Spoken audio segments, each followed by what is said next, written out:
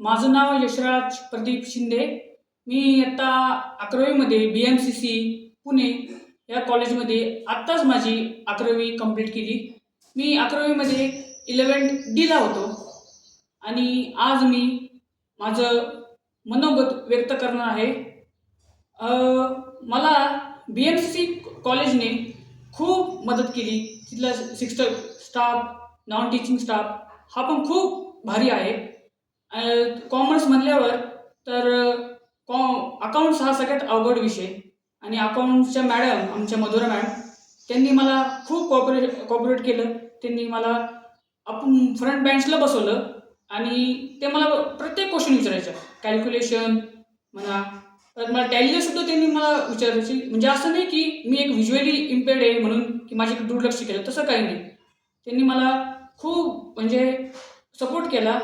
त्याचबरोबर राजेश्वरी मॅम, ह्या मॅम तर खूप भारी आहेत. त्यांनी तर मला कधीच म्हणजे सदा मोटिवेशन द्यायचं काम करायचं मॅम. कोणत्याही सिच्युएशन मी काही माझं काम अडलं तर त्या मॅमकडे जायचो आणि त्या मॅम मला मोटिवेट करायचे. यश तू असं कर, यश तू तसं कर. म्हणजे ह्या गोष्टी मला त्या मॅमनी पण दिल्या. आपले पाटील सर ते पण खूप छान. काही जर अडचण त्यांच्याकडे पण मी जायचो. रायटरचं काम तेच मला सगळं पाहिजे. वृषाली मॅम असो ते पण मला खूप मदत करायच्या. आणि अजून दुसऱ्या मॅम म्हणजे निशा मॅडम.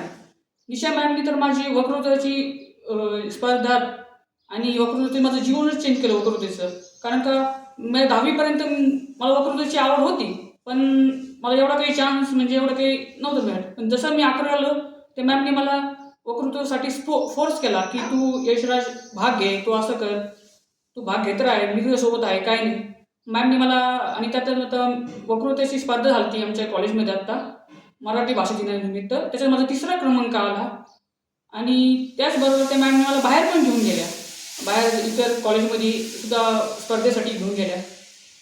आणि खूप म्हणजे त्याचे मामा लोक पण हे आलं शिक्षक स्टाफ.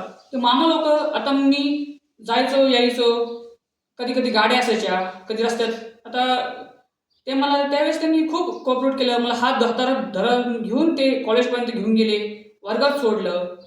परत ते गेटवरचे वॉचमॅन त्यांनी मला कधीच हे नाही केलं की तू असं आहे, तुला ID माग, हे माग. त्यांनी मला कसं त्यांनी कधीच त्या गोष्टीची त्यांनी हे नाही केली, जाणून दिली. आणि दुसरी गोष्ट तिथलचे कॅन्टीनवाले मामा, कधी पण त्यांच्याकडे जायचो मी कॉलेजमधून सुटल्यावर, तर त्यांनी मला हाताला धरून बसवणं, चहा आणून देणं, कॉफी आणून देणं, हे पण सगळ्या गोष्टी ते करायचे. म्हणजे ते असे हे मामा आणि असं हे कॉलेज खूप भारी कॉलेज आहे. आणि कॉलेजने मला कधीच रायटर्सची अडचण कधीच आणून दिली नाही. आता मला रायटरची आता रिसेंटलीच आता माझी ॲन्युअल एक्झाम होती, त्यावेळेस मला रायटरचं शॉर्ट होत होता. पण मॅम मला म्हणल्या की तू अभ्यास कर, बाकीचं रायटरचं काम मी करते. त्यामुळं माझ्यावरून ते टेन्शन गेलंच रायटर शोधण्याचं. असं आहे, असे ते मॅम आहे मधुरा मॅम. आणि दुसरी गोष्ट हॉस्टेलची. आता मी जेव्हा आता पुण्याला आलो आहे तर मी ग्रामीण भागातून राहणारा विद्यार्थी पुण्यात गेलो. मग मला आता हॉस्टेलचं तिथं कॉलेजचं एक हॉस्टेल होतं. पण मला तर त्यावेळेस आम्ही चौकशी केली पण त्यावेळेस मला काही भेटलं नाही ते. पण मग मला शिक्षक द्यायचे काय म्हणले की तू याला चौकशी करा आणि तुम्ही सरांशी रिक्वेस्ट करून बघा. मग माझे पप्पा मम्मीने ते केलं. मला तिथे ॲडमिशन भेटलं हॉस्टेलला. पण हॉस्टेलला ॲडमिशन भेटलं त्याच्यानंतर खूप भारी सोय. म्हणजे मेसची जेवण खूप भारी, 2 टाईम जेवण. आणि त्याचे मामा लोक तर ते कधी पण विचारायचे की यश तुला काय हवं आहे, काय नाही. जर का आता तिथे हॉस्टेलला पायऱ्या आहेत, आता मला कधी आता वल्ला कधी पाऊस असला ना तर ते पायऱ्या सटकणाऱ्या पायऱ्या. तर ते मामा मला हाताला धरून खाली पायऱ्या उतरायचे आणि हाताला धरून चढायचे. म्हणजे असं तिथपर्यंत सपोर्ट त्या मामाने मला केला. आणि दुसरी गोष्ट की मामा सपोर्ट करतच आणि ते आमचे रेक्टर खूप चांगले. ते पण मला जाताना येताना विचारायचे यश तुला काय लागतं, काय नाही. आणि प्रिन्सिपल पण खूप भारी. आत्ताच मी मध्ये बक्षीस घ्यायला गेलो त्यावेळेस त्यांनी पण मग खूप माझं कौतुक केलं की तू असं करत राहा, चांगलं करत राहा. म्हणजे हे कॉलेज म्हणजे मी सांगू शकतो की आमच्यासाठी विद्यार्थ्यांसाठी खूप भारी कॉलेज आहे. कारण का तुम्हाला तिथं कशाची अडचण येणार नाही, शिक्षणाची अजिबात नाही. पण तुम्हाला सपोर्टिंग स्टाफ तर भरपूर आहे. तुम्हाला कोणत्याही गोष्टीची कधीच अडचण येणार नाही ही गॅरंटी तो स्टाफ देतो.